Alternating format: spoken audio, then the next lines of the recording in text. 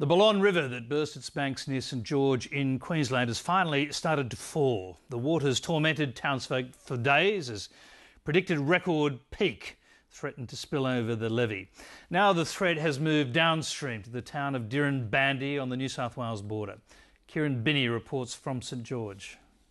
After several anxious days, St George awoke to a river that was falling. So that's the news that we've been waiting for. As it drops, it reveals mud, and lots of it.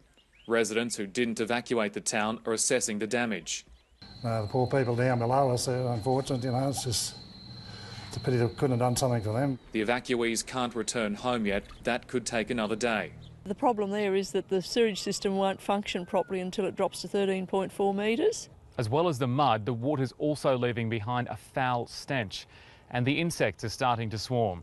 The council's begun spraying to keep numbers in check. South of St George at Dirranbandi, a levee should keep the town safe from the looming water. Much needed food and medical supplies are being flown to isolated properties. In Mitchell, the military's rolled into town. For flood-weary residents, having the troops lend a hand has made a world of difference. I'm thrilled to bits to see the army turn up.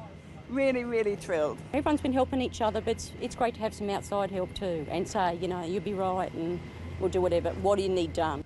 Almost every house in Mitchell has been damaged to some extent. It's a familiar sight for the soldiers. A lot of what we're seeing here is very similar to what happened in Brisbane in terms of the assistance that people got, but also in terms of how quickly people were recovering as well. So that was a very big positive for a small town. After an unprecedented flood, Mitchell needs all the positives it can get. In southwest Queensland, this is Kieran Binney for Lateline.